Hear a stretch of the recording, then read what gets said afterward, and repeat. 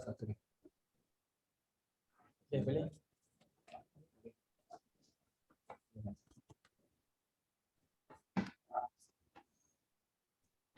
Boleh dengar?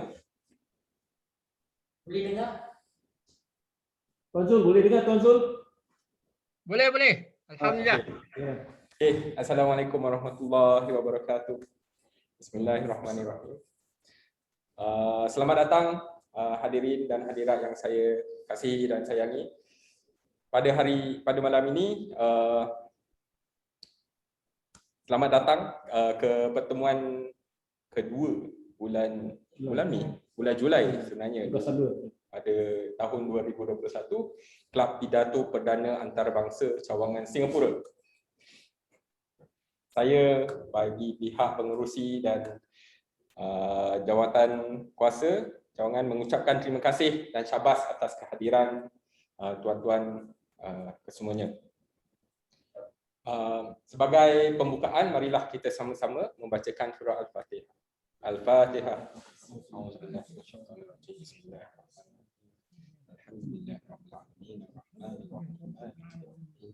Iyyaka na'budu wa iyyaka nasta'in ihdinas siratal mustaqim siratal ladzina an'amta 'alaihim ghairil maghdubi 'alaihim waladdallin.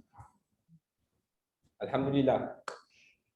Sebagai pembuka acara, marilah kita menjemput pengerusi tetap kita, Encik Ghazali, untuk memberikan 1-2 patah kata. Silakan Encik Ghazali. Ini dah video ni. Tengok sini. Tengok sana. Tak apa, tengok kita je. Assalamualaikum warahmatullahi wabarakatuh. Terima kasih pada pengacara majlis Tuan Fazli selaku hos kita pada malam ini, dan juga kata-kata aluan yang diberikan kepada kami semua dalam menghadiri sesi kedua pada bulan 7 ini. Saya amat bergembira juga kita dapat dalam keadaan sihat dan walafiat dapat bertemu pada malam ini. Dan juga untuk rakan-rakan yang tak dapat hadir juga, semoga mereka pun dapat bersama kita apabila mereka menonton rakaman ni kelak. Baiklah, saya mulakan dengan Alhamdulillah Rabbil Alamin wa bihi nasta'in ala umuriddin.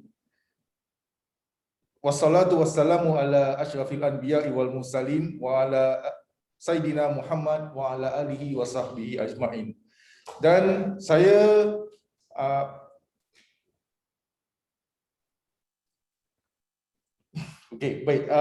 saya ingin pada rakan-rakan yang tak dapat hadir pada hari ini kerana masalah tugas ataupun dalam keadaan yang kurang sihat juga.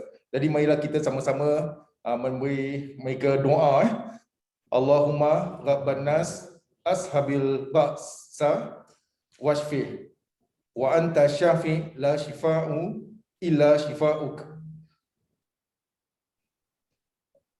shifa'an la yuradir sakaman.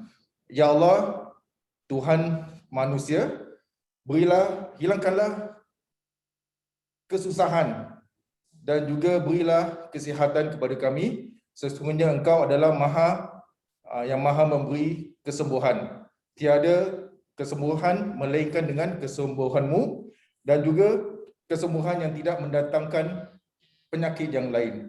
Jadi dalam kita berhadapan dengan pandemik yang berpanjangan ni, di mana-mana kita berada, di Singapura khususnya dan juga di rakan-rakan kita di Malaysia dan seberang tambak, marilah kita sama-sama tetap menjaga prosedur-prosedur yang telah digariskan juga, dan sambil menjaga kesihatan antara satu sama lain, dan bagi rakan-rakan kita yang dalam kesusahan juga, supaya kita dapatlah menghulurkan bantuan yang sewajarnya agar meringankan sedikit kesusahan yang tidak dapat ditanggungi lagi. Maka daripada itu saya serahkan kepada jurulatih kita undangan pada hari ini. Kami juga bergembira juga kepada Encik Zul yang sudi menerima undangan kami walaupun pada saat-saat terakhir. Saya ingat petang tadi baru saya teks Encik Zul untuk sama ada anda akan dapat bersama kami bagi menyemarakkan lagi suasana latihan di sini. Baik, itu saja daripada saya.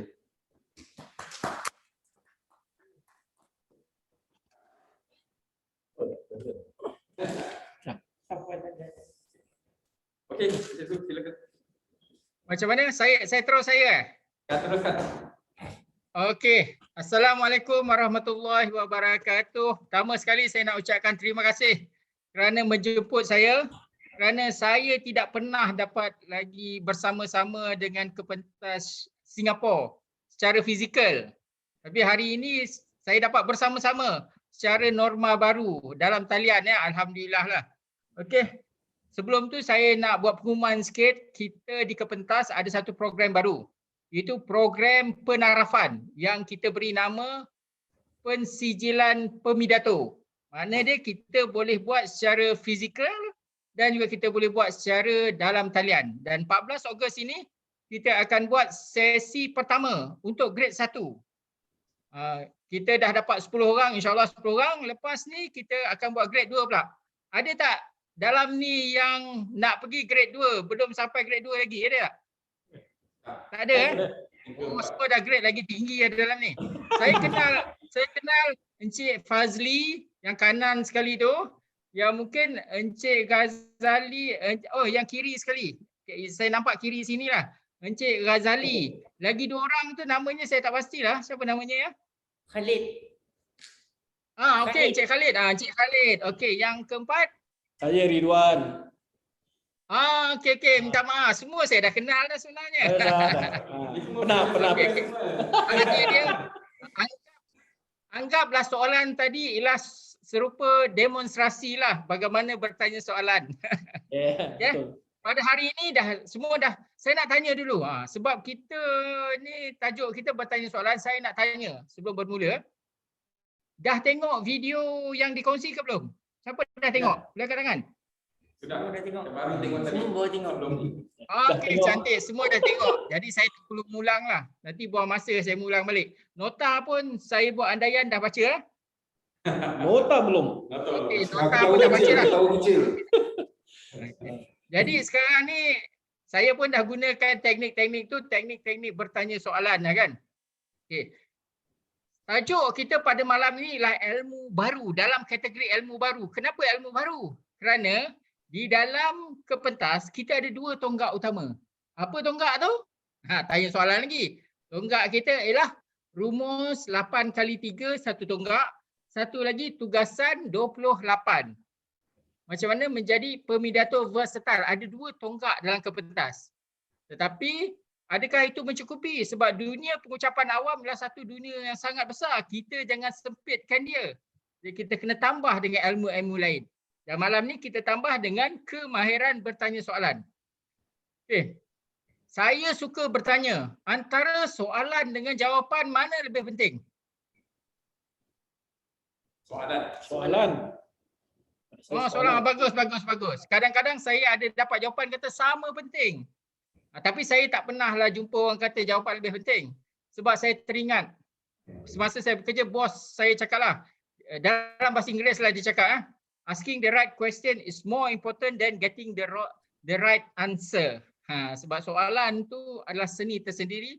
Dan satu ketika dulu saya sendiri pernah berangan-angan ingin menjadi pengarang buku, dan salah satu tajuk yang menarik minat saya ialah seni bertanya soalan. Ya. Saya nak bermula dengan 4 soalan. 4 soalan untuk tajuk ni. Soalan pertama, apa kita nak tanya? Apa? Soalan kedua, bila kita nak tanya? Bila? Soalan ketiga, bagaimana nak tanya? Bagaimana?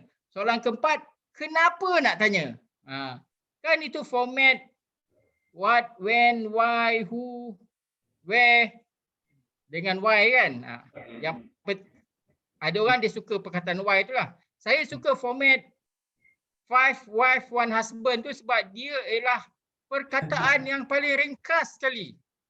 Dia boleh jadi satu ayat dengan satu perkataan je. Kita cakap panjang-panjang, tiba-tiba orang tanya why? Kenapa?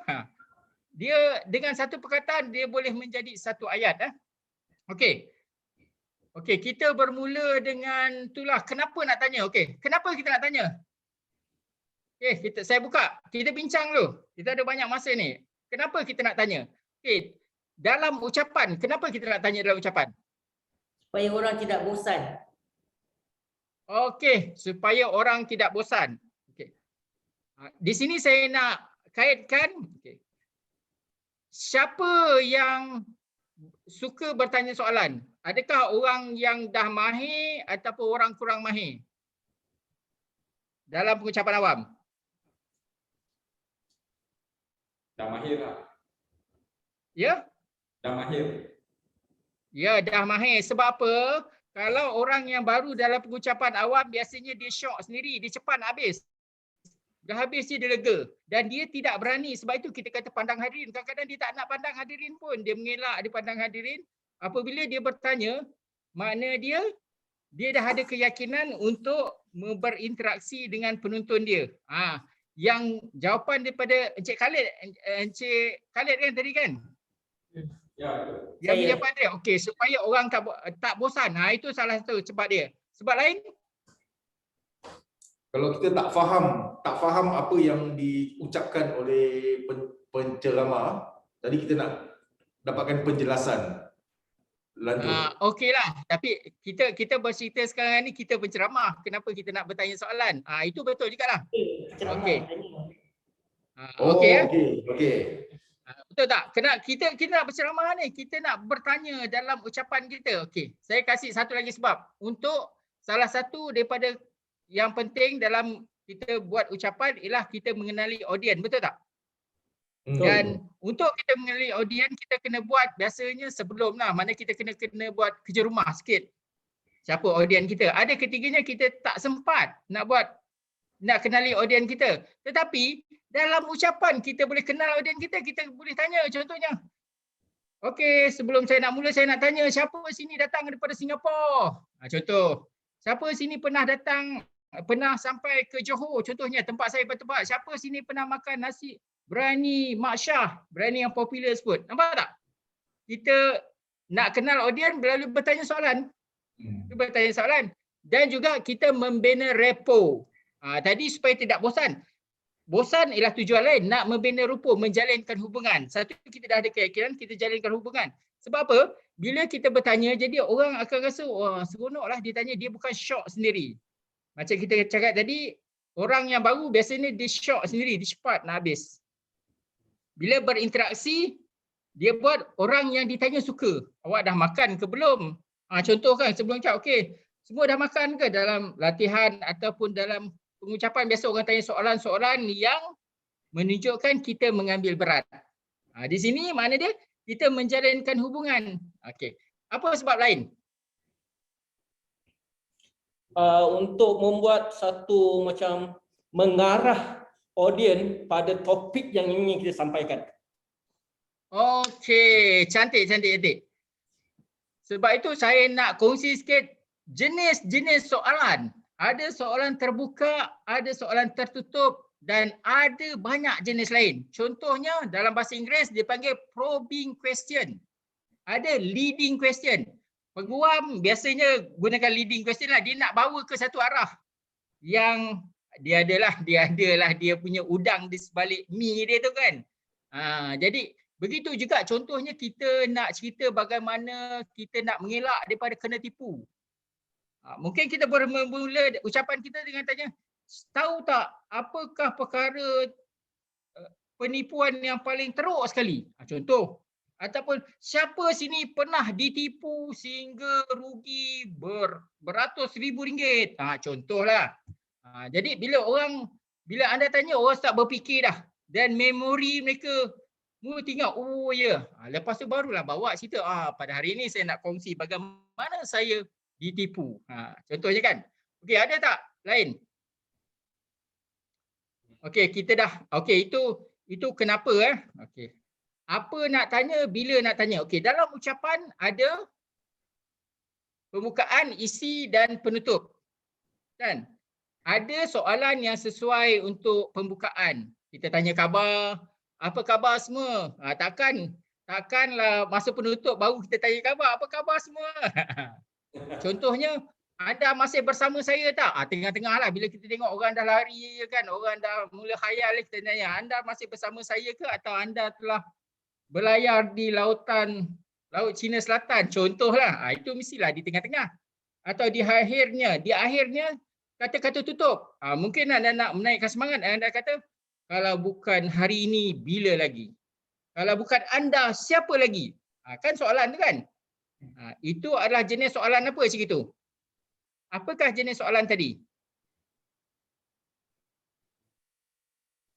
Dia bermula dengan R, berakhir dengan K. Ya, soalan retorik. Soalan retorik adalah soalan yang tidak perlukan jawapan. Di sini maknanya salah satu teknik bertanya soalan ialah kita tanya soalan dan kita tak perlu jawab. Kerana tujuan kita supaya mereka berfikir, mula berfikir dan membawa mereka ke tajuk yang kita nak kongsikan. Dan boleh juga kita tanya, kita yang jawab. Sebab bukan pun niat kita nak suruh mereka jawab. Itu satu. Dan ada yang memang kita tanya untuk dijawab. Okey. Sesuai ke kita tanya dan memang nak tunggu jawapan untuk ucapan? Sesuai ke tak?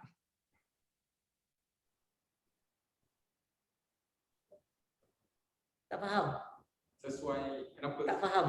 Sesuai kalau kita Ada jenis soalan yang retorik. Retorik tu bila-bila kita boleh buat lah. Tapi kita nak bertanya dan kita nak tunggu jawapan dia. Sesuai tak dibuat dalam ucapan? Sesuai. Dalam keadaan mana? ini dalam keadaan kalau kata saya secara kumpulan yang kecil. Kalau kumpulan ya, besar betul. mes tak boleh tu, susah sikit. Kalau audience. Maknanya tengoklah dari segi praktikal dia. Jarak kita. Mungkin contoh kalau jauh kita pegang pembesar suara, dia tak pegang pembesar suara. Jadi kita tanya soalan, kita nak suruh dia jerit ke daripada sana. Mungkin kalau dia ada pembesar suara di sana dia boleh jawab, ataupun dalam keadaan orang tak ramai, jarak kita pun dekat, kita tanya soalan, kita pun boleh bergerak kat dia tanya soalan. Itu salah satu teknik. Ada jenis yang berlapis, kita tanya soalan, dijawab, lepas tu kita tanya lagi. Pun boleh juga. Mana dia itu probing question lah, kita nak pergi masuk ke dalam lagi. Tapi janganlah kita tanya 10 soalan dekat dia, orang lain pun apa kena dia ni, kan tak boleh kan. Jadi ada soalan yang spesifik kepada orang tertentu, ada soalan yang kepada umum. Okey, saya nak kasih contoh. Ini soalan dia bergantung, ada orang ayat dia formal, ada orang ayat dia ayat santai. Saya jenis santai.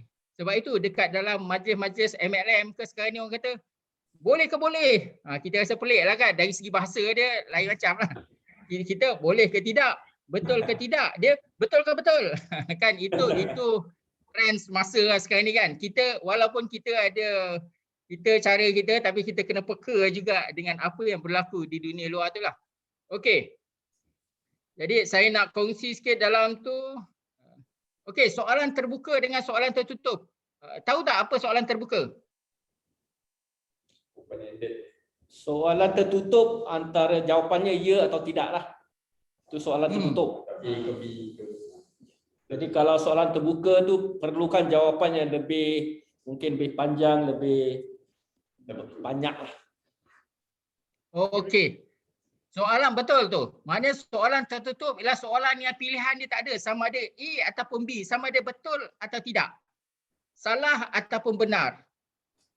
Awak pergi tak malam tadi ke kedai tu? Ya. Awak suka atau tidak? Suka. Maknanya dia pilihan dia ada dua je. Ke kanan ataupun ke kiri. Pilihan dia tidak.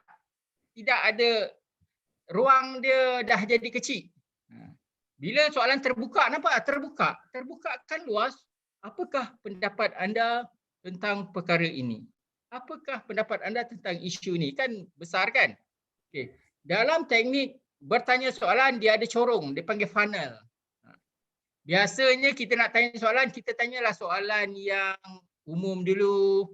Lepas tu baru kita pergi soalan yang lebih spesifik. Dalam interaksi seorang dengan seorang, biasanya kita tanya soalan yang tak peribadi sangat dulu, lepas tu barulah kita pergi peribadi. Mana dia teknik bertanya soalan, ada teknik dia, ada corong dia. Soal apa nak soal, dan lepas tu soalan jenis apa yang kita nak soal. Dan juga ada beberapa profession yang sangat penting skill kemahiran bertanya soalan ni. Contohnya polis, kan?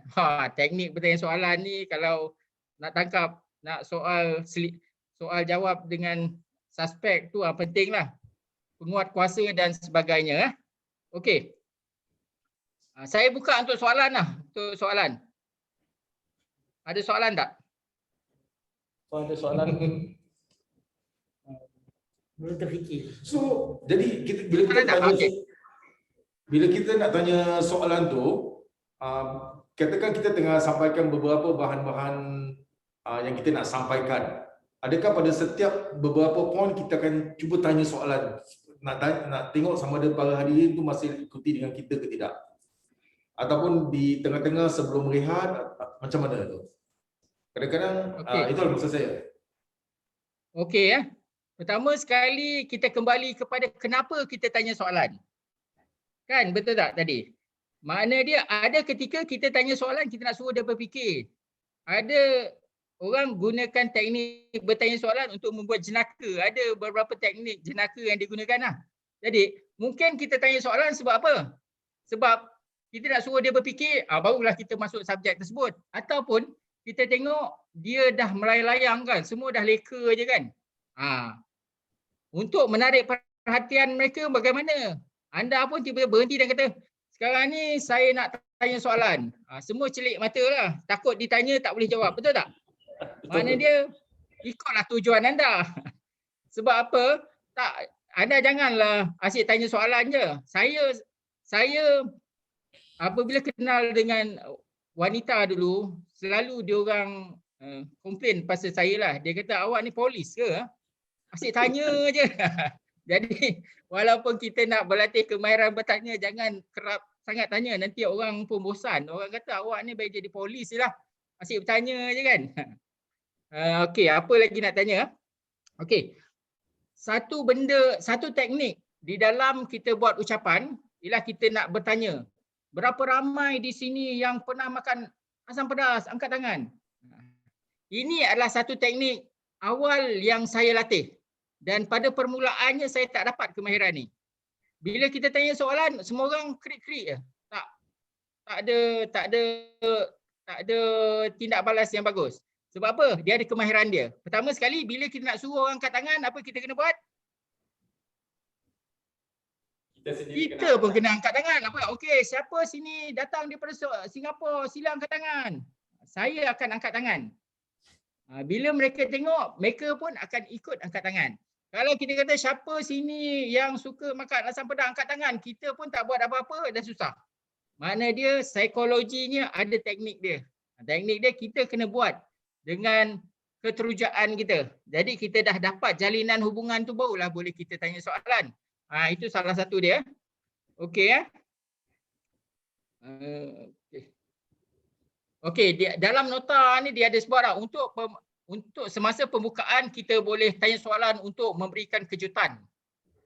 Dalam pembukaan juga kita boleh membina hubungan. Okey, saya nak kongsi satu trik, satu teknik tanya soalan. Nak dengar ke tak? Itu dia. Okey tak? Ini teknik anda boleh guna nanti dalam ucapan. Anda beritahu apa yang anda nak kongsi, lepas tu yang anda tunggu jap. Lepas tu anda tanya, awak nak dengar ke tak? Itu salah satu teknik dia lah. Okey. Apa saya nak cerita tadi ya? Teknik dia. Okey, teknik dia. Teknik saya panggil teknik lencongan. Teknik tanya dan melencong. Okey. Contohnya kita tanya, adakah malam ni kita akan berbicara berkenaan dengan poligami? Adakah malam ini kita akan berbicara berkenaan dengan bab kahwin? Adakah malam ini kita akan berbicara berkenaan dengan hubungan antara lelaki dan wanita? Tidak, tuan-tuan. Malam ini kita akan berbicara bab. Nampak tak teknik saya? Saya tanya 3 soalan sebagai lencongan. Lepas tu saya jawab sendiri. Ini dah jadi retorik dah. Tidak. Malam ini kita akan berbicara berkenaan tajuk, bla bla. Kasihlah tajuk yang betul. Nampak tak? Itu salah satu teknik. Dia ada banyak teknik. Jadi mungkin lepas ini kita berlatih dan anda boleh pamerkan kemahiran bertanya soalan. Okey. Kalau ada soalan kita boleh ajukan soalan. Kalau tidak kita berlatih, boleh tak? Kita nak buat latihan berapa minit ucapan? 3 minit. 3 minit. 3 minit Okey, minta seorang jadi penjaga masa boleh? Boleh. Saya. Okey. Seorang berucap, lepas tu habis tu orang lain akan berikan maklum balas. Kalau boleh cuba masukkan elemen tanya soalan. Itu ada soalan yang bertanya dan tunggu orang jawab. Ada soalan yang mana kita tanya, kita jawab sendiri, soalan retorik. Dan soalan yang berlapis, berangkai. Tanya, lepas tu tanya lagi, lepas tu tanya lagi. Sama ada dekat orang yang sama ataupun orang lain. Okey, cuba anda fikirkan tajuk anda. Okey. Lepas tu tengok, apa nak tanya? Boleh tak? Cuba kasih contoh tajuk satu. Seorang kasih tajuk. Kasih je tajuk apa-apa. Menabung. Menabung. Apa soalan yang kita boleh tanya bab menabung ni? Okey. Berapa duit? Contoh apa soalan? Siapa Usia apa yang terbaik untuk kita ajarkan anak kita menabung? Betul.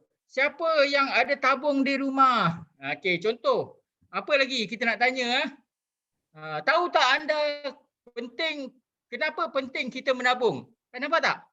Makna dia untuk kemahiran ini kita kena tukar kita punya cara berfikir. Kita kena berfikir, daripada cara biasa aku nak beritahu mereka, apa kata aku mulakan dengan soalan. Soalan apakah aku akan buat supaya aku boleh suruh mereka berfikir. Nampak tak? Ini satu kemahiran. Okey. Kalau situ kita boleh mulakan. Nampak dah hebat tak? Itu soalan direct. Boleh. Bezakan soalan soalan yang tanya, okey, siapa sini yang memang dah menabung? Okey, soalan tu orang kena jawab lah. Tahukah anda pentingnya menabung? Itu mungkin soalan retorik. Itu saya rasa lebih kepada retorik. Yang soalan yang siapa dah menabung tu boleh jadi berangkai. Okey. Tanya, siapa sini dah mula menabung? Okey, dia dah jawab dah. Betul. Berapa banyak yang anda dah simpan sekarang ni? Berapa lama dah? Itu mana dia soalan kedua dan kemudian anda boleh sambung soalan ketiga. Kita buat sampai kalau nak buat berangkai kita buat 3 cukup lah. Nanti banyak sangat dia dah jadi tak kemas dah.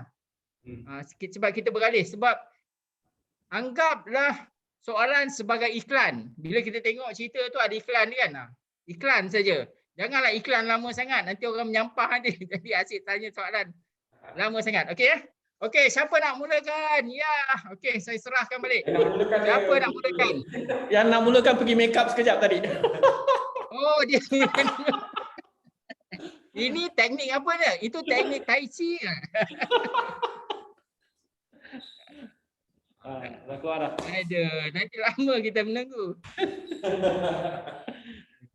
Saya pusing saya pusingkan untuk dia nanti. Alright, okey. Nabung. Persembahan terbaik.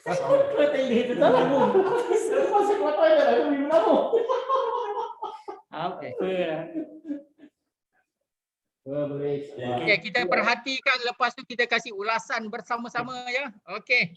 Penjaga masa sudah sedia? Ya. Okey, boleh mula. Assalamualaikum, salam sejahtera semuanya.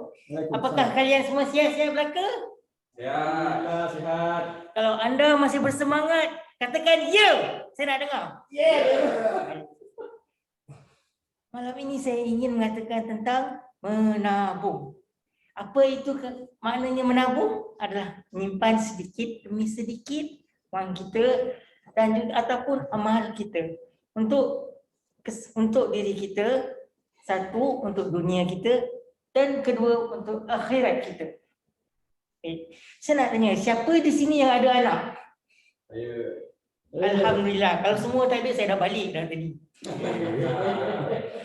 Buat anak.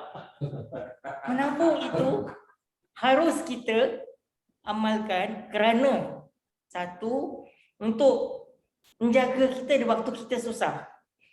Kita lihat pada hari-hari kini di mana virus COVID sedang mengganas, ada orang yang kehilangan kerja, ada orang yang terpaksa cari kerja lain, ada orang yang lebih susah, lebih lagi susah.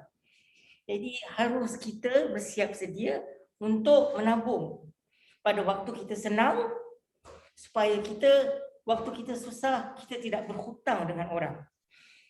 Baik, saya nak tanya, selain daripada tidak berhutang, apakah alasan yang baik untuk kita menabung, Cik Ridwan? Jadi bila masa tua ada simpanan lah. Ada simpanan. Bagaimana pula dengan Cik Ghazali kita? Supaya kita rasa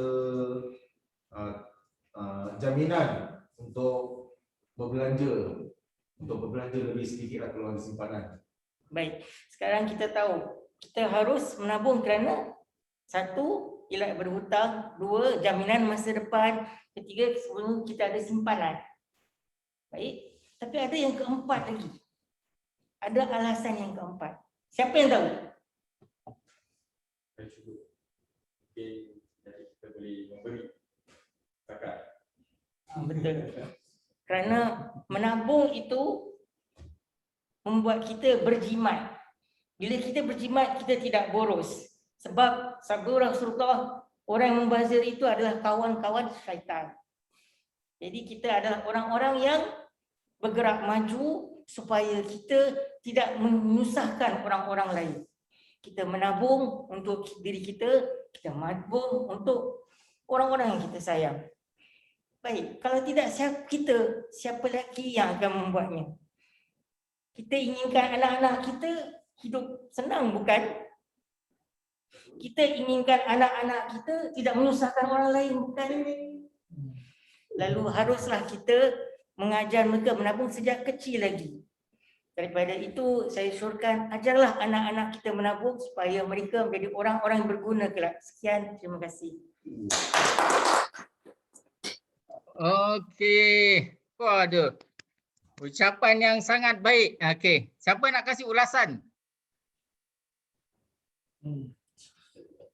Ulasan saya pula, saya rasa macam bertubi-tubi ya, soalan kena soalan kat saya. Oh ya. Anak dulu depan. Biasanya orang yang belum berucap, dia punya ulasan dia tak boleh keluar sebab dia berfikir ucapan dia lepas ni. Okey. Sedikit idea lah, sedikit idea. Ini sekadar pemerhatian saya dari segi penutup.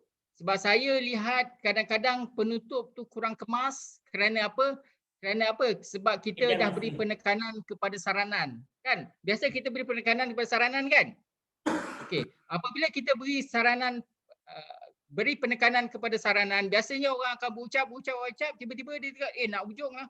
Dia pun cepat-cepat kasih saranan. Contohlah, dengan sebab itu dia dah lupa seni menutup. Sebenarnya penutupan tu ada 3. Saya biasanya kongsi. Pertama sekali dia ialah kita kena buat penggulungan dan kemudian kesimpulan.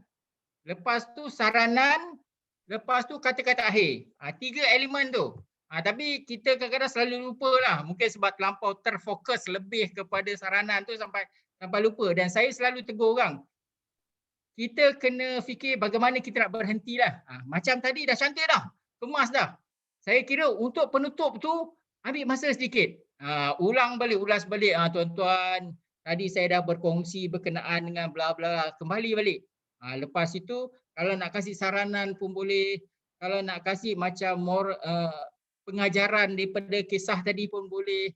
Berbagai-bagai kaedah baru dia nampak mendarat dengan cantik dia ni. Tadi saya rasa macam mendarat tu agak terkejut sikitlah, dia ringkas sangat. Mungkin sebab apa? Kita dah kongsi dah jana. Masa ni kita ambil peluang untuk penutup. Biasanya penutup tu dia macam dia punya kemuncak dia tu. Kita kena ambil kesempatan itu satulah. Okey ya. Dari segi bertanya soalan memang markah tinggi lah. Tadi Encik Khalid kan? Encik Khalid memang kalau nak kasih markah memang markah tinggilah. Dia mula tanya anda sihat ke tak? Dia tanya kita sihat ke tak? Nampak tak? Itu soalan untuk membina jalinan, membina hubungan, membina repo. Biasanya dekat permulaan kita kena tanya soalan-soalan gitulah supaya orang akan selesa dengan kita. Soalan-soalan itu sesuai untuk tu. Lepas tu tanya soalan apa itu menabung? Suruh kita berfikir kat situ. Okey. Lepas tu dia tanya soalan kenapa? Kenapa kita perlu menabung? Lepas tu cantiknya bila dia sebelum dia berkongsi dia tanya siapa nak tahu? Macam saya tadi, nak tahu tak? Nak dengar tak? Itu satu teknik yang bagus. Teknik dia ialah jangan terus kasih jawapan. Kita bermain-main dulu. Kita kata okey nak tahu tak? Jadi jangan terus kita kena buat orang rasa teruja. Orang putih panggil kita kena whet dia appetite lah. Kita kena kasih dia berselera sikit nak dengar baru kita kasih. Jangan kita terus kasih. Dia kena kasih. Dia tak sabarlah nak dengar kan. Okey. Dan saya suka soalan kita nak tak benda yang baik untuk anak-anak kita. Soalan tu soalan yang sangat dalam. Orang putih panggil deep question. Wah, kita nak tak masa depan anak kita terjamin contoh. Wah, itu memang cantik tu. Itu memang cantik soalan tu di hujung-hujung tersebut. Dan bila kita boleh buat kesimpulan ni, sini betul lah. Itu memang cantik di hujung. Okey, ada sesiapa lain nak tambah ke tak? Ke semua setuju dengan saya? Semua setuju dengan saya? Okey, bagus. Mana dia teknik soalan ni kalau kita nak buat dalam bentuk ayat, bagaimana nak tanya soalan yang betul pada masa yang betul dengan cara yang betul dengan tujuan yang betul. Lebih kurang macam itulah kan. Okey. Siapakah penyampai kita yang kedua? Itu soalan kan tu. Okey, Encik Fazli. Kesihatan mental. Fazli dengan kesihatan mental. Tajuk apa? Kesihatan mental. Cubalah. Best ni. Okey. Ya, boleh.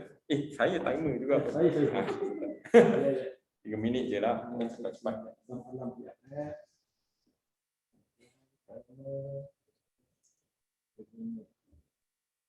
Okey, boleh.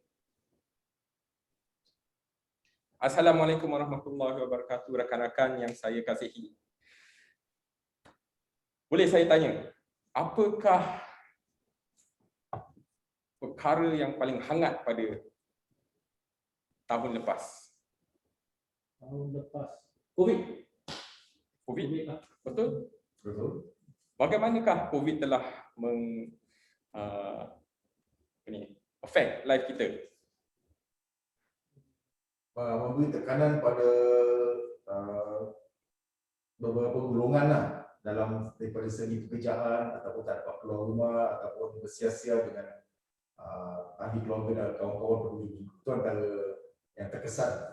Ya, betul. Jadi apa Encik Ghazali rasa apabila tidak dapat saya rasa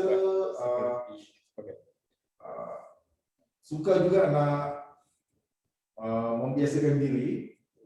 Padahal kalau sebelumnya kita lazim berjumpa di luar tapi tiba-tiba terkurung di rumah. Jadi ini kena ada wadah yang lain lah. Contoh kalau kita saling menghubungi dalam telefon tak mencukupi. Kita nak kena jumpa dan mengopi. Betul.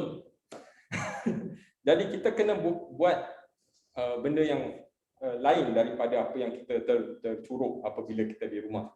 Jadi saya nak ajukan lagi satu soalan kepada tuan-tuan. Tahukah tuan-tuan apakah yang statistik yang paling tinggi yang mengejutkan pada tahun yang lalu? Pada depresi? Lagi. Tahukah anda berapa kematian COVID di Singapura tahun yang lepas? Tak ingat? 39. Betul? Mungkinlah 39. Tapi apa yang saya nak ajukan adalah statistik yang lagi mengerikan adalah statistik orang membunuh diri pada tahun lepas adalah 10 kali lebih daripada orang yang mati dalam keadaan COVID pada tahun lepas. Dan saya rasa ini adalah statistik yang lebih teruk dari apa yang kita kena kawal. Jadi apakah yang boleh kita lakukan dalam keadaan COVID ini untuk menangani keadaan ini? Mungkin saya boleh tanya Encik Rizwan, apa yang boleh kita buat untuk menangani stres apabila kita? Sebenarnya kalau untuk menangani, kita harus mengadakan buddy system ataupun mereka mengenali satu kenalan atau kawan dibuatkan untuk meluahkan rasa ataupun menyampaikan perasaan mereka yang terganggu. Encik Rizwan, Encik Khalid, apa rasa Encik Khalid? Berzikir dan tahajud. Betul? Dekatkan diri kepada Dalam agama. kita lebih tenang. Ya. Dan Encik Ghazali, apa yang Encik Ghazali akan lakukan? Perlunya ada sokongan di antara keluarga dan rakan-rakan. Kalau kita dapati ada di antara kawan kita yang dalam kebohongan, cuba mendekatinya dan memberi nasihat atau sekurangnya telinga untuk mendengar bagi melepaskan dia punya ketegangan. Tegangan betul. Tegangan betul. Okey, baik, terima kasih rakan-rakan. Saya rasa sesi ini adalah telah membawa kita dalam aware atas apa yang berlaku dan mungkin kita boleh menangani sama-sama, dan saya rasa itu adalah perkataan yang penting, iaitu kita mesti menangani COVID ini sama-sama walaupun kita mesti jauh-jauh. Terima kasih. Okey, segitu je. Baru apa? Okey ya. Komen saya SDA. Tahu tak SDA? SDA. Dalam surah menyurat ada kadang-kadang orang gunakan SDA seperti di atas. Seperti komen pertama ucapan sebelum cantik sikit. Okey. Salah satu komen pasal penutup ni saya beri tumpuan sikit. Apabila kita buat ucapan, kita kena beri penekanan supaya macam pengarang satu buku yang amat popular, Stephen Covey, dalam 7 tabiat orang-orang yang berjaya. Salah satu daripada tabiat dia apa? Ingat tak? Bermula dengan end in mind. start with the end in mind. Makna dia super juga apabila kita membuat ucapan, kita tahu apa yang kita akhirnya yang kita nak. Kita nak mereka supaya prihatin berkenaan dengan kejadian bunuh diri, ataupun kita nak mereka buat sesuatu berkenaan dengan isu bunuh diri, ataupun mereka sekadar mereka lebih peka. Itu tujuan-tujuan kita. Apabila kita tahu tujuan kita, makna dia kita dah tahu destinasi kita. Apabila kita tahu destinasi kita, kita akan sedar apabila kita sampai. Kalau tidak, kita tak tahu bila kita dah sampai. Sebab itu kadang-kadang orang buat ucapan, dia beri tajuk yang agak besar. Lepas tu dia sentuh sini sikit, sana sikit, sini sikit, dia dah jadi macam beletih tu. Sana sikit, cerita. Tapi bila orang jaga masa tu dah gelisah, tepuk tangan ke, bunyi loceng kan, cepat-cepat dia berhenti. Sebab dia tak tahu destinasi dia. Kan? Sebab itu kita kena tahu destinasi tujuan kita. Apabila kita tahu destinasi, kita nampak dah, oh aku dah sampai dah. Aku nak kongsi dengan dia 3 tips apa yang mereka perlu buat. Aku dah kongsi, sekarang ni aku boleh berhenti. Aku boleh tinggalkan dia orang. Maknanya kita dah tahu kita dah sampai ke hujung. Boleh faham tak maksud saya tu? Kan? Apabila kita tahu tujuan dia, destinasi dia, bila kita dah sampai, kita dah rasa selesa dah, kita rasa okey dah, cukup dah. Aku dah sampai dah. Kalau tidak, kita tak tahu kita dah sampai ke belum sampai tersebut. Dah mencapai tak matlamat. Mungkin ada matlamat daripada pendengar ya. Pendengar mengharapkan sesuatu dan memang kita nak memberi sesuatu tersebut. Jadi kita kena sedar bila sesuatu tu kita dah buatlah. Okey ya. Dalam ucapan biasanya ada pembukaan, isi dan penutup. Ucapan Encik Fazli tadi kan? ucapan Cik Fazli ni mungkin format dia bukan format biasa. Format dia format soal jawab. Soal jawab. Ini satu format yang boleh digunakan. Bukan kaedah biasa, tapi ini satu format yang apabila kita nak interaksi yang tinggi. Tanya jawab, tanya jawab, tanya jawab. Sebenarnya saya tak tahu yang Encik Fazli nak menggunakan kaedah tersebut. Sebab itu tadi saya tanya, sebab apa? Apa yang saya terfikir di fikiran tadi ialah, wah, dia nak buat cara biasa, dia nak tanya soalan dan kemudian dia pergi kepada tajuk dia. Nampak tak? Apa tajuk dia? Tajuk dia ialah berkenaan dengan bunuh diri. Jadi dia tanya soalan. Dia tanya soalan, apakah benda yang paling hangat sekali? Orang pun jawablah pasal COVID ke apa. Apakah statistik yang mengejutkan? Okey. Tahu tak berapa banyak mati? Soalan yang panjang. Jadi saya terfikir, bila masa dia nak masuk tu? Untuk sekiranya anda nak memberikan ucapan secara biasa, anda fokus kepada soalan yang membawa mereka terus pergi kepada subjek tersebut. Tahu tak anda berapa ramai orang yang telah membunuh diri pada tahun lepas sahaja? Dia pun jawab. Lepas tu baru masuk.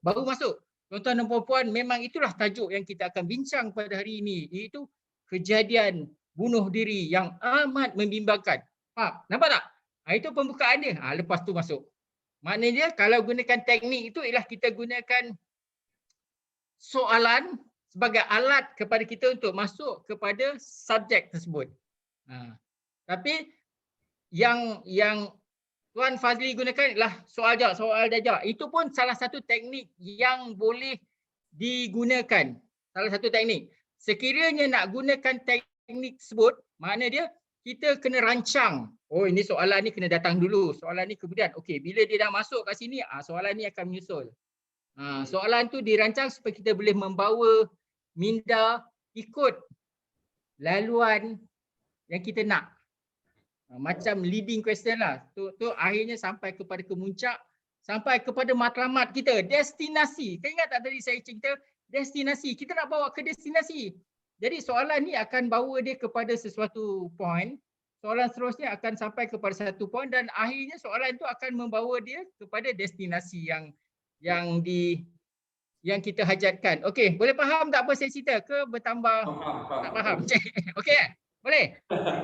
Faham. Okey, bagus. Okey, saya nak tanya orang lain lah pula. Apa maklum balas berkenaan dengan dua ucapan yang sebelum ni. Okey, ada siapa nak tambah-tambah ke?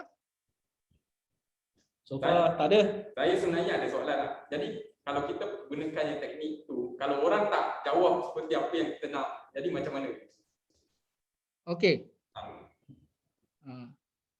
Kadang-kadang contoh macam kita buat MLM ataupun kita nak jual barang. Kita tanya soalan, okey, anda semua nak beli tak produk ini? Untuk orang yang baru, dia akan merancang jawapannya ya. Tetapi tiba-tiba ada pula jawapan kata, tak nak lah, tak best, dia terus terkejut. Makna dia, kalau soalan yang perlukan jawapan, kita kena bersedia sekiranya jawapan yang diberi ialah bukan seperti jawapan yang kita nak, yang kita suka. Bila orang tak nak, jadi kita kena ada plan B. Kita akan kata, ya ke? Rupanya ada orang yang tak nak. Mana dia?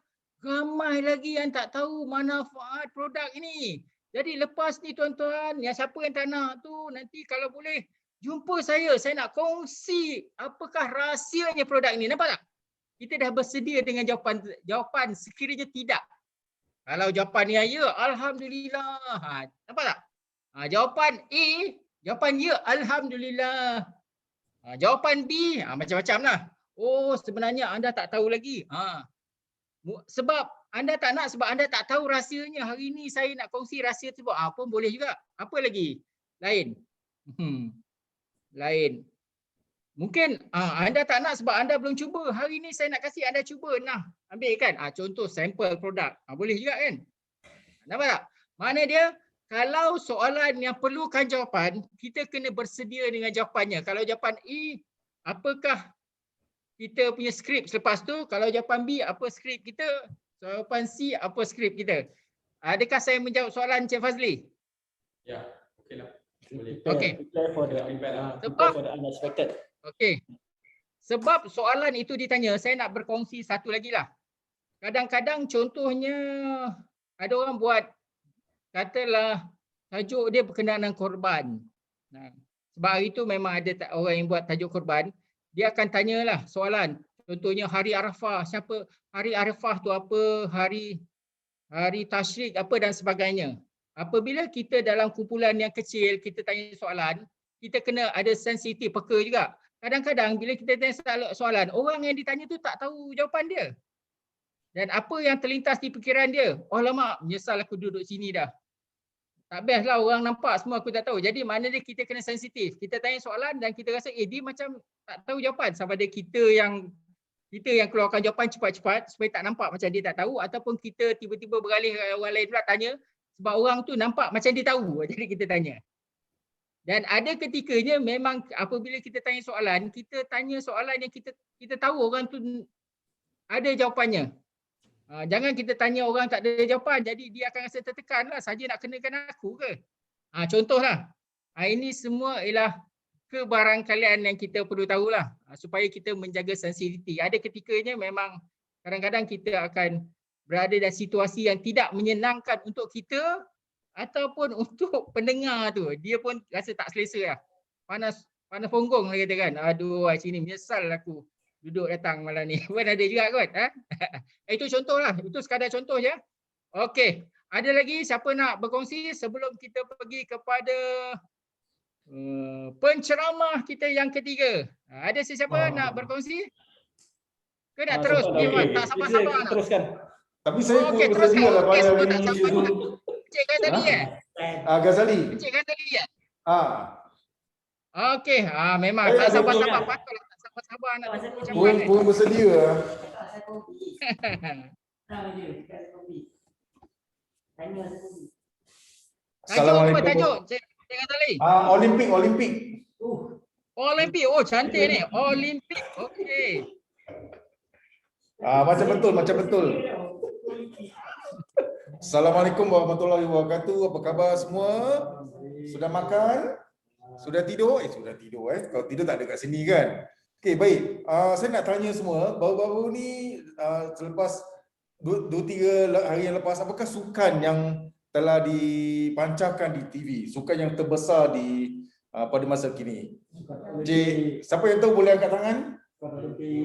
Olimpik. Sukan Olimpik Okey, kat mana sukan Olimpik diadakan sekarang tahun ni? Di Tokyo, Jepun, betul. Jadi saya rasa kalau tak salah lah, saya rasa yang anda semua peminat sukan-sukan ni semua Jadi pasal kita prihatin juga, kita pun berminat untuk mengetahui tentang sukan Olimpik ni. Jadi boleh saya tanya pada Cik Khalid, sukan apa yang Cik Khalid gemari ataupun main pedang? Okey, kenapa Cik Khalid suka main pedang? Sebab dia ada dia punya apa, seni dia punya style dia sendiri. Okey, dia punya lembut, kelembutan dan sebagainya. Alhamdulillah Cik Khalid Jadi satu masa nanti mungkin kita akan nampak Cik Khalid juga beraksi di medan bukan para Olimpik lah, tapi okey, baik Cik Fazli. Sukan yang kegemaran Cik Fazli apa? Boleh Bola. Baiklah. Okey. So sukan ni adalah sangat popular juga Cik Rizwan pula? Saya sebenarnya mendayung. Okey, jangan-jangan juga mendayung ni Okey, baik. Kenapa cik ni? Pasal ni sukan ni dia macam unik sikit lah, mendayung orang kat darat, dia kat laut Itulah pasal saya dulu mesti takut air Okey, Saya baik. nak- Baik. Lawan saya pun takut. Nak lawan takut air lah Okey, baik. Alhamdulillah. Jadi kalau kita tengok pada sukan Tokyo yang ni, bila kita buka di kaca TV ni, kalau dalam sukan-sukan ni semua, apakah faedah bersukan? Boleh saya tanya tak? Apakah faedah yang kita dapat raih daripada bersukan ni? Contoh yang boleh diberikan oleh Cik Rizwan? Ini lebih pada untuk menguatkan atau memberi kesihatan. Okey, betul. Okey. Siapa setuju dengan Cik Rizwan yang dikatakan untuk kesihatan dan sebagainya? Okey, baiklah. Cik Fazli pula, kenapa apakah faedah lagi yang kita boleh raih daripada sukan ni? Sukan ni adalah macam kehidupan. Jadi kalau kita berjaya dalam sukan, insya-Allah kita boleh berjaya. Oh, okey, falsafah. Baik. Kalau tubuh yang sihat, badan pun sihat, minda pun sihat. Jadi belajar boleh pandai juga dan juga boleh sukses lah dalam kehidupan. Cik Khalid pula, apa yang Cik Khalid lihat daripada sukan ni? Adakah ianya setakat berpeluh ataupun main cocok-cocok atau bagaimana? Pada saya, Cocok satu sama lain lah. Membuat kita berfikir dengan lebih baik. Adalah senaman juga adalah untuk akal fikiran kita. Bila masa kita hendak melakukan sesuatu perkara, bila masa kita harus ke belakang, bila masa kita harus ke depan. Mempertahankan diri. Rencana kita dalam strategi kita itu. Baik-baik. Jadi dalam sukan pun ada strategi, dalam sukan juga boleh dapatkan kesihatan dan sebagainya. Bagus. Jadi itulah kita dapati. Selain pada itu mungkin saya boleh bertanya, adakah anda setuju bahawa dalam sukan ni dia akan menaikkan semangat semangat para penonton juga. Contoh kalau ada sesebuah negara tu diwakili oleh atlet yang hebat, jadi dia akan memberi tanpa mengira kaum dan bangsa, mereka akan menyokong atlet mereka yang sedang beraksi di pentas dunia. Adakah dia akan memberi kesatuan dalam sesebuah negara dan menyokong atlet dia?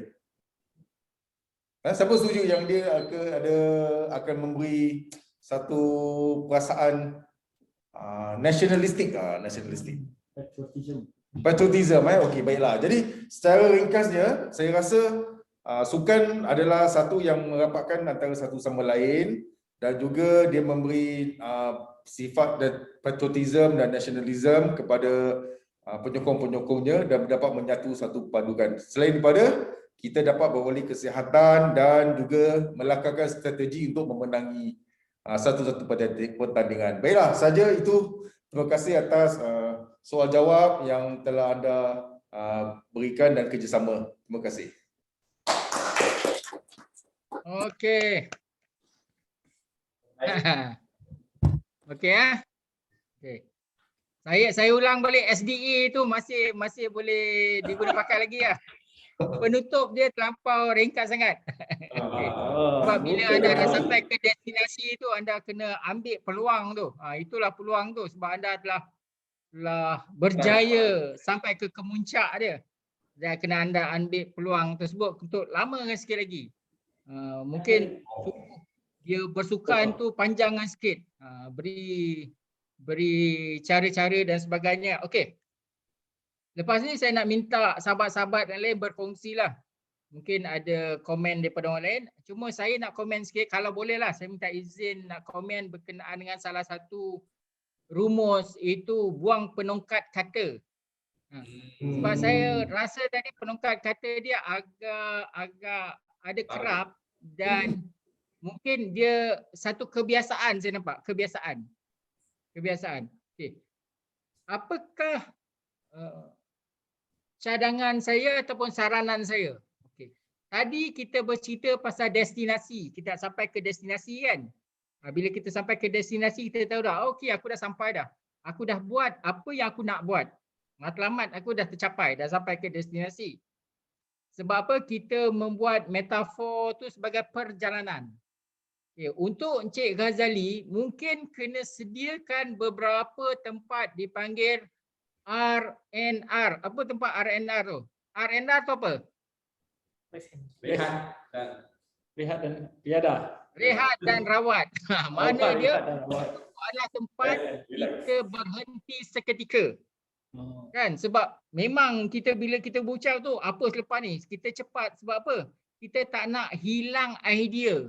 Sebab itu kita cepat tu, idea datang je kita simpan je, terus kita nak cakap sebab kita khawatir kita hilang idea. Idea tu tiba-tiba terputus. Sebab itu ada kegusaran di situ. Jadi anda kena bersiap dah. Aku kena berehat ni. Kena berehat. Ada tempat-tempat berehat. Anda kena relax sekejap. Lepas tu tengok, senyum. Tadi tak ada tempat rehat. Saya rasa kalau dengan berhenti seketika, dia akan melambatkan ucapan. Itu satu. Melambatkan ucapan, berhenti seketika. Dan juga sebenarnya apabila kita bertanya soalan, dia akan juga melambatkan ucapan kita berbanding dengan jika kita sendiri yang kasih. Semua kita suap. Semua datang kepada kita satu arah. Sebab itu bila kita bertanya, dia jadi sesi interaksi yang dari segi masa ucapan kita akan dia lebih panjang sedikit. Ditambah pula dengan kita berhenti. Dan sebenarnya benda itu perlu. Kalau tidak, dia terlampau cepat. Okey, itu satu. Okey. Saya suka bagaimana dia bermula. Dia tanya pasal khabar. Apa khabar? Dah makan ke belum? Mula-mula, lepas tu bila ditanya dah tidur ke belum? Saya pun rasa macam pelik lah mula-mulanya. Lepas tu baru saya sedar, wah, Encik Ghazali ni sebenarnya saja menggunakan sebagai teknik untuk berjenaka. Itu bagus tu. Tepuk tangan sikit lah. Mula-mula saya ingat apa benda lah dia tersasul ke apa. Rupanya memang itu teknik dia. Teknik supaya menarik perhatian melalui jenaka. Itu bagus teknik dia. Okey, di mana? Okey. Dia bertanya soalan. Okay. Bagaimana kita nak memperbaiki lagi? Cuba anda fikir, anda sebagai penganalisa, apakah nasihat anda kepada Encik Ghazali ataupun penyampai sebelum ni supaya ucapan dia menjadi lebih mantap? Contohnya bila bertanya soalan, mungkin dia boleh bergerak ke depan sedikit. Okay, saya nak tanya satu soalan, anda pun melangkahlah selangkah dua langkah ke depan. Dan badan anda mungkin condong sikit, menunjukkan anda memang teruja nak dengar lah, memang nak dengar jawapannya. Itu satu. Dan mungkin kalau audiennya banyak, sementara anda menunggu tu, anda depankan sikit kepala anda sambil tunjukkan telinga. Seolah-olah anda menanti jawapan tu. Itu salah satu teknik apabila audien anda panjang ramai. Okey ya. Dan teknik ucapan ialah satu teknik di mana kita melibatkan orang lain. Itu adalah satu kelebihan apabila kita bertanya soalan. Dan tadi saya rasa yang sebelum ni belum cuba guna, Encik Ghazali dah guna dah. Dia tanya soalan dan angkat tangan. Mungkin cantik kalau ada kesempatan ke lain kali, cuba tanya soalan yang memang anda nakkan jawapan melalui bahasa badan. Okey, saya nak tanya hari ni, berapa ramai orang yang setuju? Angkat tangan. Saya sebenarnya tadi mengharapkan anda buat begitu, baru saya nak tengok bagaimana sama ada anda boleh lakukan dengan kemas ke tak kemas. Okay, saya kongsi ya. Salah satu kemahiran yang saya latih semasa untuk saya jadi trainer ialah bagaimana saya tanya soalan begitulah. Kemahiran ni untuk orang-orang baru dia tak dapat kemahiran tersebut. Dia akan tanya soalan. Pada mulanya saya tanya soalan, jawapan dia tak memberansakan sebab apa? Saya pun tak angkat tangan. Saya nak tanya berapa orang, sila angkat tangan. Dengan muka tak minat dia, lepas tu tanya soalan. Memanglah orang pun lagilah krik-krik lah jawabnya. Jadi bila saya nak tanya berapa orang yang setuju dengan saya, sila angkat tangan. Masa kita kata sila angkat tangan tu, tangan kita pun naik. Secara psikologi pun orang akan terus. Dan kemudian saya akan tanya, siapa yang tak setuju dengan saya, sila angkat tangan. Ada orang yang angkat, ada yang tak angkat. Lepas tu yang ketiga saya akan tanya, okey, sekarang ni saya nak tanya kalau ada tak orang yang tak kira apa yang saya tanya, setuju ke tak setuju, dia tak akan angkat tangan. Sekarang ni sila angkat tangan. Soalan yang ketiga tu, selalunya orang akan gelak. Itu teknik saya. Anda cuba latih teknik tu. Ada 3 soalan. Soalan ketiga tu dia punya punchline. Punchline dia supaya unsur jenaka ada duduk dekat soalan ketiga. Anda kena cuba. Anda kena cuba untuk dapat jawapan bukan lisan. Jawapan bahasa badan itu angkat tangan. Okey? Okey Encik Ghazali dapat tangkap tak? Ya, dah bagus dah tu. Memang bagus dah. Saya tengok anda hari ni berlatih tu. Kalau boleh cuba nanti untuk dapatkan reaksi tersebut. Okey ya? Cuma Ada siapa lagi nak dapat tak? Yang R&R dengan penungkat kata lah, nak kena kurangkan lah. R&R slow down sikit. Mana dia? Anda kena cari tempat untuk berhenti. Okey. Berhenti ni ada saya kadang-kadang kata ada orang berhenti 3 minit, 3 saat, ada 5 saat, ada orang kata tak ada. Janganlah fikir pasal masa ni. Okey, untuk orang yang begitu spesifik, dia benda tu pun dikajilah. Ada tempat dia 3 saat. 3 saat ni terlampau singkat. Mana dia kalau 5 saat tu panjang sikit. Bilakah masanya panjang sikit? Bila anda tanya soalan, anda kena berhenti. Jangan terus-terus sambung tanya soalan, sebab bila anda tanya soalan, mereka berfikir. Kalaupun soalan anda adalah soalan retorik ataupun memang anda nak mereka menjawab, anda kena tunggu untuk mereka berfikir. Kalau tak, letih, asyik tanya soalannya, letih dia nak mikir.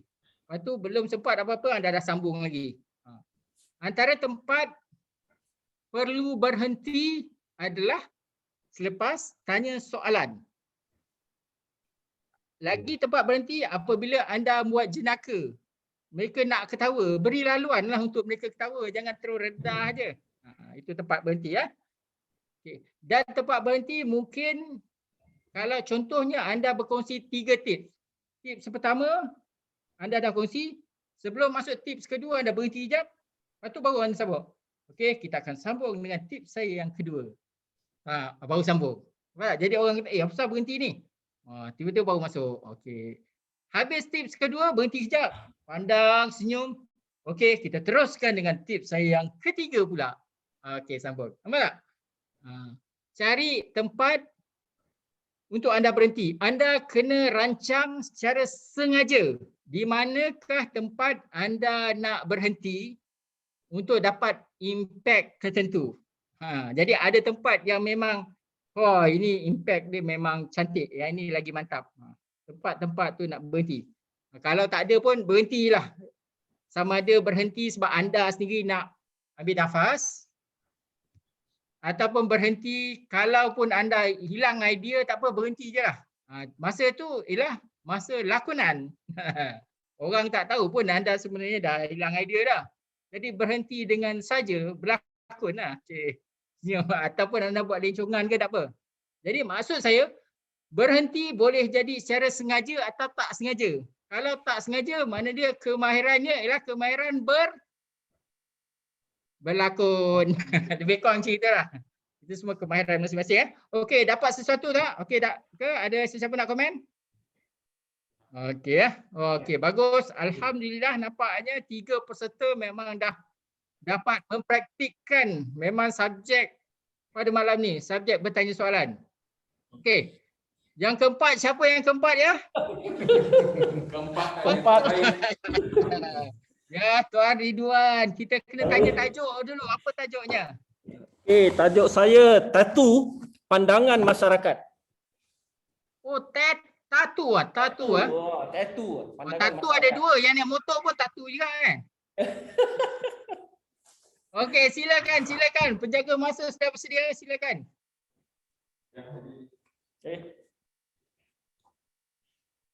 Assalamualaikum semua para hadirin. Saya amat berbesar hati anda semua dapat bersama saya malam ini. Terlebih dahulu ingin saya bertanya hadirin sekalian yang sudah mendapat jamuan tadi, bagaimana jamuan yang telah diberikan? Alhamdulillah. Rasa dia kentang dia. Alhamdulillah.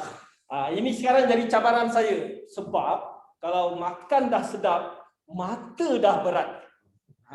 Jadi saya ingin membawa anda pada satu isu yang pada saya berat, tapi boleh kita pecahkan atau ringankan, iaitu tatu dalam pandangan masyarakat. Terlebih dahulu, saya ingin bertanya, berapa ramai di sini yang telah melihat atau dapat melihat orang-orang yang bertatu atau pernah? Nampak hampir 100% kerana tatu ke belakang ini nampak lebih lazim. Okey, soalan kedua. Awak dah nampak orang bertatu, tetapi berapa ramai di sini ada kawan yang bertatu? Angkat tangan. Kalau anda perasan sekarang kita dah kurang sikit ya. Mungkin dalam 60%. Okey, lagi satu soalan ingin saya ajukan. Dalam ramai-ramai di sini, sesiapa telah bertanya pada orang individu demikian, kenapa mereka bertatu? Lagi kurang. Ya? Nampak tak? Dalam kita melihat, ramai yang melihat. Tapi bila kita ingin mendekati atau mengenali individu kenapa bertatu, puratanya terus merosot hampir 20% saja. Jadi di sini saya cuba mengulas pandangan masyarakat pada tatu. Secara amnya, bila melihat seseorang bertatu akan dipandang serong. Tetapi kita juga harus mengingati diri kita bahawasanya mereka mungkin pernah melalui ciri-ciri hidup yang membawa mereka membuat sesuatu keputusan untuk mendapat tatu. Dan tidak semestinya orang yang bertatu itu seperti yang lazimnya dipikirkan orang yang jahat. Mereka sebenarnya orang yang baik. Kerana itulah bila kita lihat tanda di kulit, ramai masyarakat pandang serong. Tapi bayangkan, itu tanda di kulit. Ramai yang tak nampak tanda di hati. Tanda hitam di hati. Walaupun kita tidak sebutnya sebagai tatu, tapi ia adalah titik hitam. Titik hitam yang kadang-kadang memburukkan, memberi buruk sangka kita pada orang lain. Jadi walaupun kita lihat seseorang itu bertatu, kita tanya diri kita sendiri. Adakah kita juga bertatu di hati? Kerana memberi satu pandangan yang serong pada individu-individu itu. Jadi di sini saya ingin menyarankan sesiapa yang mempunyai kawan-kawan, kenalan yang bertatu, cuba kenali mereka. Mungkin ada kekhilafan mereka pada waktu yang terdahulu dan kemudian mereka ingin berubah. Jadi kita harus memberi peluang untuk mereka berubah dan menolak pandangan masyarakat bahawa semua yang bertatu adalah orang yang tidak baik. Terima kasih.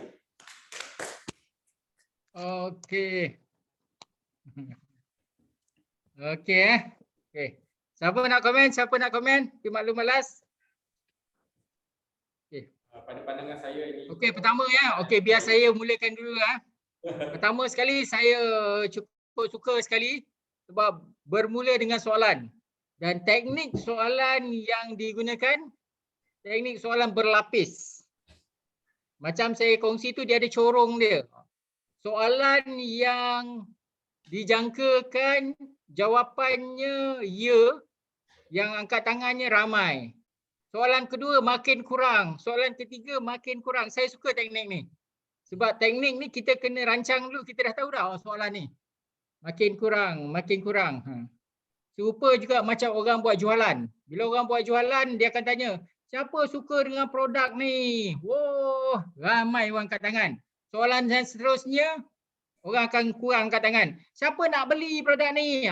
Kurang masa tu. Sebab suka ramai, suka. Nak beli, tak ramai lah kot. Mungkin ada orang sebab duit kan. Nampak tak? Sebab kita dah tahu dah, soalan pertama memang ramai lah. Soalan kedua makin kurang. Macam tadi bagus tu. Saya suka teknik tersebut, soalan berlapis. Berlapis lah. Soalan yang 3-4 soalan yang ditanya secara umum kepada semua orang. Okay. Cantiknya kalau ada kaedah-kaedah lain yang digunakan. Okay. Dia punya ucapan tersebut saya rasa macam pendek sikit lah. Bagaimana nak dipanjangkan? Mungkin sebelum cerita pasal tattoo tu, mungkin Encik Khalid Encik Ridwan boleh cerita sikit lah. Okey, sebelum saya nak kita cerita pasal tattoo ni, mungkin ada yang tak tahu sebenarnya apa tu tattoo. Mungkin orang ingat tattoo tu naik motor ramai-ramai. Tapi tattoo yang saya nak kongsi hari ni bukan tattoo tu. Tattoo ni ialah ceritalah. Dia proseskan. Saya tak tahu cara teknikalnya, saya tak tahulah. Mungkin anda kena ceritalah. Panaskan benda ke, lepas tu chop di badan ke. Mana dia ini boleh supaya mungkin ada orang yang tak tahu cara spesifik tu, anda boleh berkongsi sikit pasal tattoo tu. Oh, sebenarnya kalau tattoo ni sakit badannya, contohlah. Mungkin anda boleh cerita berdasarkan apa yang dikongsi oleh sahabat anda. Sahabat saya ceritalah macam ni. Jadi dia akan lebih panjang sikit. Macam tadi dia singkat sangat. Tapi saya tahu. Sebab saya cerita tadi matlamat kan. Matlamat yang pada fikiran saya, matlamat yang hendak dicapai oleh Encik Ridwan ialah supaya kita janganlah buruk sangka ke atas orang yang bertatu. Sebab kebiasaannya kita akan beranggapan orang yang bertatu tu orang jahat. Sebab selalu kita tengok gangster ke kongsi gelap bertatu kan. Mungkin benda tu boleh dikupas. Encik Ridwan tadi kongsi orang mungkin beranggapan negatif. Mungkin boleh dihuraikan lagi kenapa beranggapan negatif. Sebab kita biasa tengok cerita Hollywood, pakai tattoo je mesti ganas lah. Satu mesti ganas. Mesti macho lah. Jaranglah kita jumpa tattoo satu badan tapi lembik kan. Itu pelik lah kan. Mungkin anda boleh kongsi, jadikan dia bahan lawak. Boleh dipanjangkan lagi cerita dia. Dan memang mencapai matlamatnya supaya kita jangan berburuk sangka atas orang bertatu. Dan jika itulah matlamatnya, mungkin anda boleh kongsi cerita di mana orang yang bertatu, contohlah. Contoh yang mungkin menunjukkan orang betul kita tak boleh berburuk sangka. Di mana contohlah ada satu kejadian ke, contohlah orang pingsan ke, orang kena buli ke, akhirnya yang bantu dia ialah orang yang bukan orang yang kita nampak baik je kan, ustaz tu. Tengok ada ustaz tu buat tak tahu je orang tu kena rompak ke apa. Lala orang yang akhirnya orang yang bertatu juga yang tolong selamatkan ke, yang tolong nasihatkan. Nampak tak? Anda gunakan cerita untuk mencapai tujuan tersebut. Ucapan tadi pendek yang boleh dipanjangkan, boleh dipermantapkan. Okey. Ada lain-lain nak tambah? Ada sesiapa nak tambah? Okey tuan Ridwan okey. Boleh. Cuma saya nak tambah mungkin kerana saya terkongkong dengan masa yang 3 minit tu, jadi saya tak panjang lebar lah. Okey. Sebab nak tuan masa 3 tadi lah. Tadi kita pun dah silap dah. Tadi kita pun tak tanya. Dia cantiknya penjaga masa tadi baru dia kena ada bunyi sikit lah. 3 baru kita nampak. Macam tadi pun saya pun tak tahu. Yang pertama tadi berapa masa dia, yang kedua berapa masa dia, yang ketiga. Yang pertama tadi berapa masa? Siapa ambil masa dia? Ada signal. 4 minit setengah tadi. 4 minit setengah. Yang kedua? Yang kedua Ingat tak? awaknya 4 minit juga. Ada 4 minit juga. Lebih kurang kan? Okey. Okey. Pengurusan masa ni satu benda juga, dan apabila masa dia suntuk, mungkin kita kena fikir lebih sikit lah. Benda ni kena cerita, benda ni tak perlu untuk mencapai matlamatnya. Tapi macam saya kata, mungkin ini pun benda yang saya sedar apabila dah buat sesi-sesi segini dah. Sebab apabila kita menggunakan elemen bertanya, dia menjadikan melambatkan sikit ucapan tersebut. Sebab ada bertanya, bila kita tanya, kita kena berhenti, tunggu jawapan ataupun beri laluan untuk mereka berfikir. Jadi dia akan perlahankan sikit tempoh tersebut, dan mungkin dia kena 5 minit, mungkin 5 minit lebih sesuai untuk berlatih bertanya supaya kita tidak terburu-buru. Okey. Dan sebelum saya lupa, berkenaan dengan tadi banyak soalan yang ditanya teknik daripada Encik Ghazali tadi. Encik Ghazali dia tanya, orang jawab, lepas tu dia komen, ulas. Itu salah satu teknik. Ada teknik tanya jawab, lepas tu sambung, tanya jawab sambung. Makna dia untuk memperbaiki ataupun variasi teknik tersebut ialah kita tanya, orang jawab dan kita ulas jawapan dia. Lepas tu kita sambung. Tanya, orang jawab, kita ulas. Ulas tu yang baru cantik tu. Sebab apa? Orang suka interaksi. Dan kita bercerita benda yang bukan dijangka. Kalau kita dah buat skrip kita boleh shock sendiri. Tak berapa best. Apabila kita bertindak balas dengan apa yang baru berlaku, itu lebih mantap dan orang lebih suka begitu. Barulah nampak benda tu betul-betul. Bukan lakonan, bukan dibuat-buat, bukan dirancang. Kan? Okey. Ya, ada siapa yang ingin bertanya lagi atau nak berkongsi? Jadi okey, tu bila kita ada masa yang suntuk, jadi mungkin boleh ada soalan-soalan yang kita gunakanlah. Mungkin kalau 3 minit kita cuma gunakan retorik aja. Adakah macam itu? Kalau kita buat rancangan kita lah untuk berpidato ni. Faham tak? Macam mana? Macam mana? Kita hanya gunakan Satu minit. cara soalan seperti retorik aja lah kalau masa suntuk. Adakah begitu atau tak? Okey. Macam saya kongsikan tadi, ada soalan yang kita memang nak tunggu jawapan, ada soalan yang kita tak tunggu jawapan. Dan ada variasi ketiga. Kita tanya dan kita jawab sendiri. Dan mungkin teknik yang ketiga tu lebih bagus dari sudut kita boleh, yang tu dalam kawalan kita lah. Kita tanya lepas tu kita jawab. Kalau kita bertanya soalan yang perlukan jawapan, dia dah di luar sikit daripada kawalan kita sebab kita kena tunggulah orang jawab. Kan? Memang kita menantikan jawapan. Jadi kalau orang tu fikir, kita pun kena bantu dia. Kita kena rangsangkan dia untuk jawab. Mungkin di luar. Nampak tak maksud saya? Maksud saya kalau kita nak, kita sendiri kawal masa, jadi baik kita ambil kaedah yang kita tanya soalan, kita tunggu kejap, lepas tu kita cepat, kita sendiri yang kasih jawapan. Lepas tu kita teruskan. Itu adalah satu daripada teknik supaya benda tu di dalam kawalan kita. Bergantung kepada masa lah. Kalau masa 5 minit, saya rasa kita ada masa yang agak selesa untuk bertanya soalan. Mungkin kita tak perlu banyak sangat tanya soalan.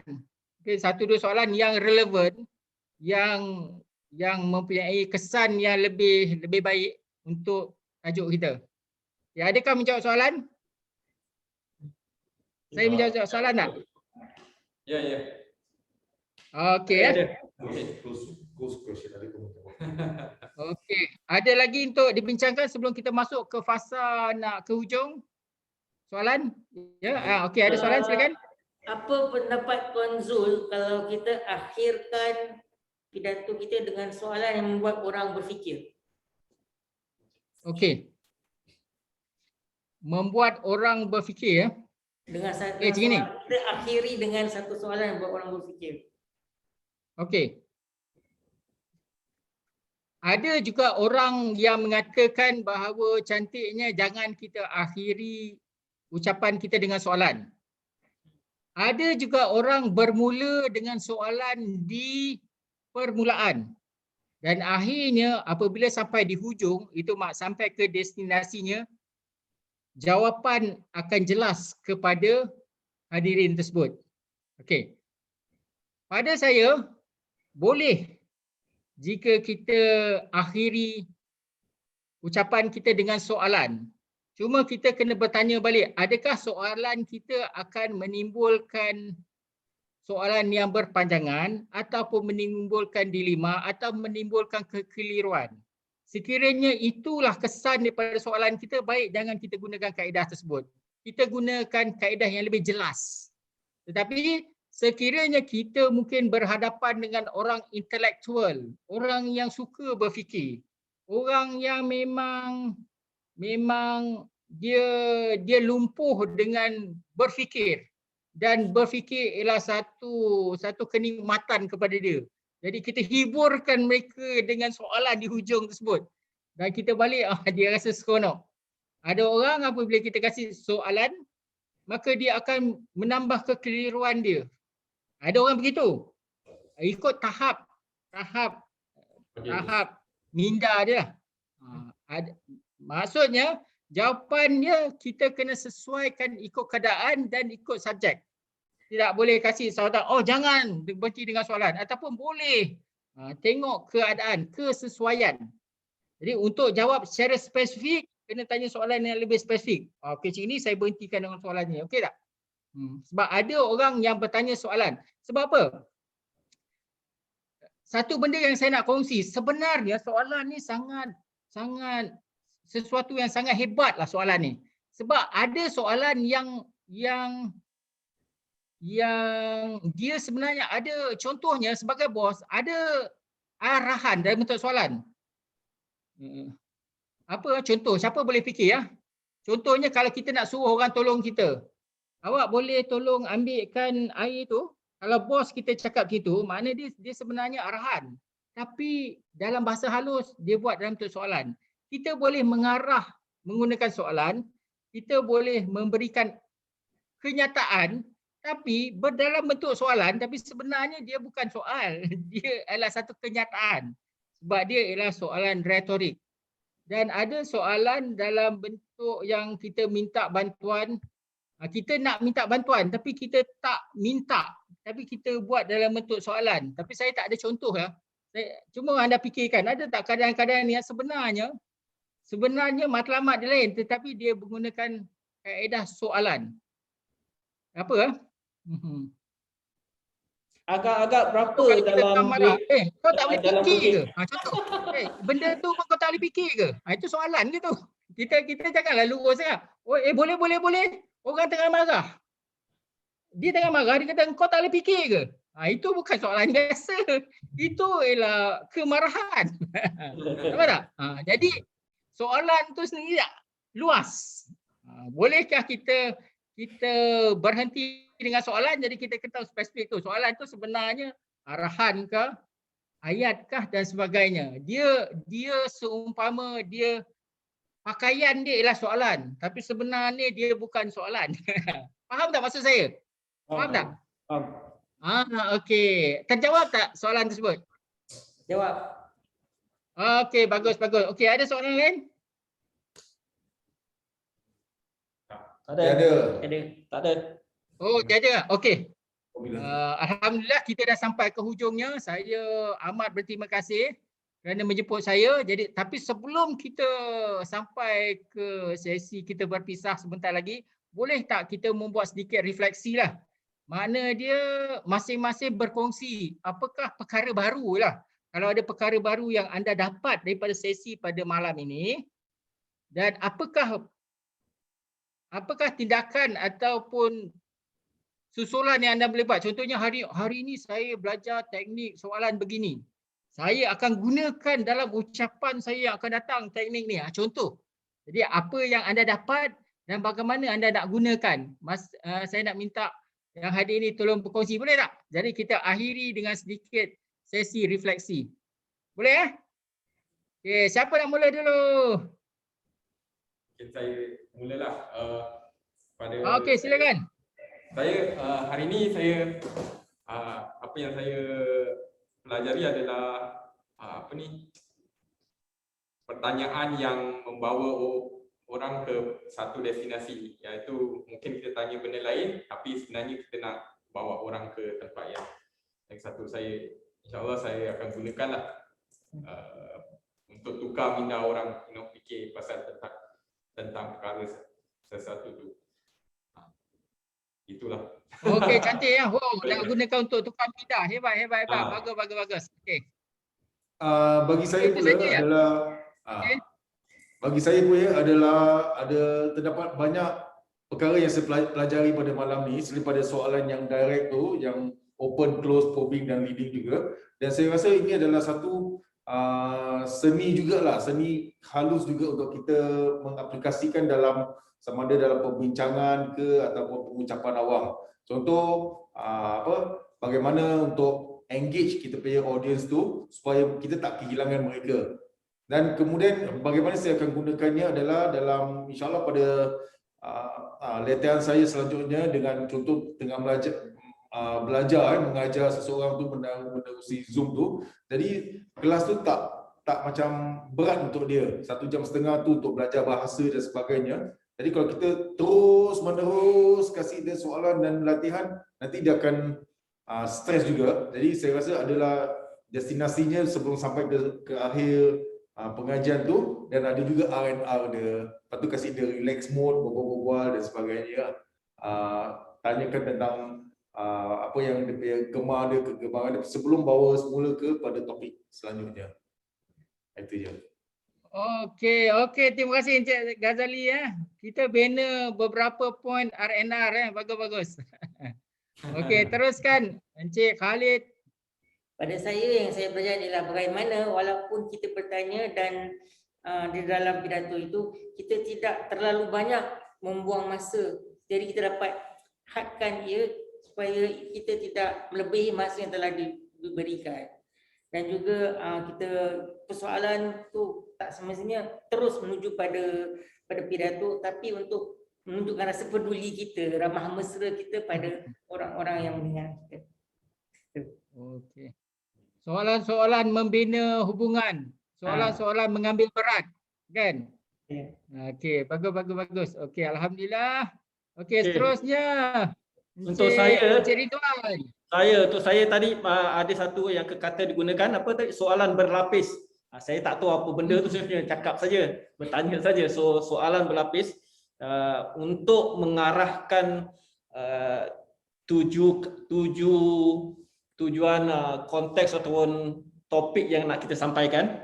Lagi satu yang saya belajar is pula expect the expected. Kalau kita buat satu soalan, kadang-kadang jawapan yang diberi itu mungkin bukan apa yang nak kita sampaikan.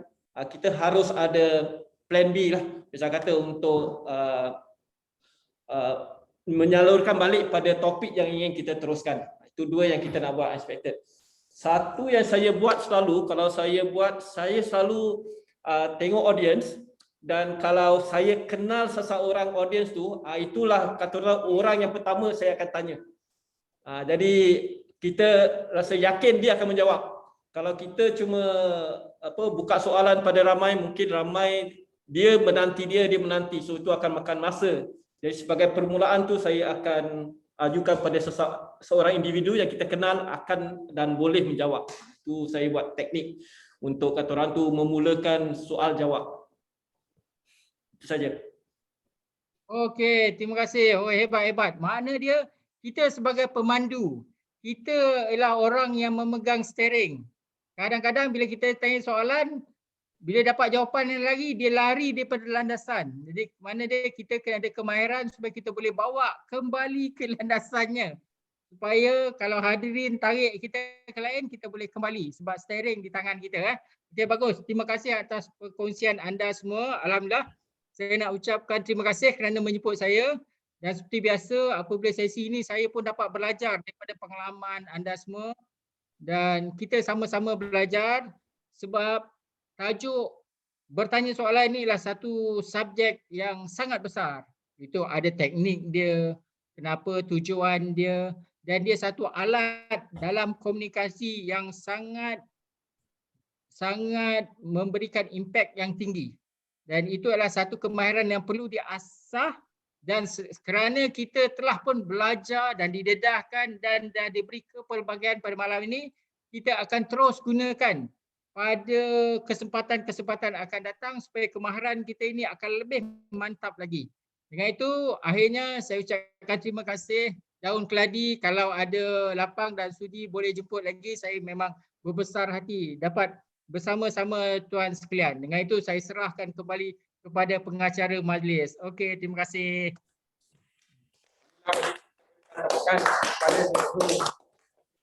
Banyak-banyak kerana sudi bersama kami lah pada malam ini. Ada apa-apa lagi nak diucapkan? Kalau tidak, kita tutuplah acara pada malam ini dengan tasbih kafarah serta suratul Asy.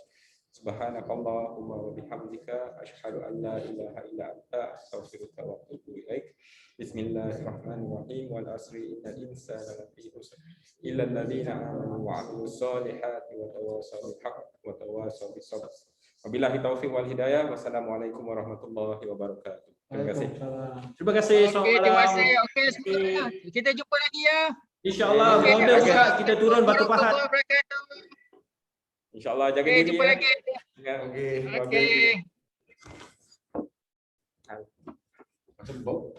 Stop recording.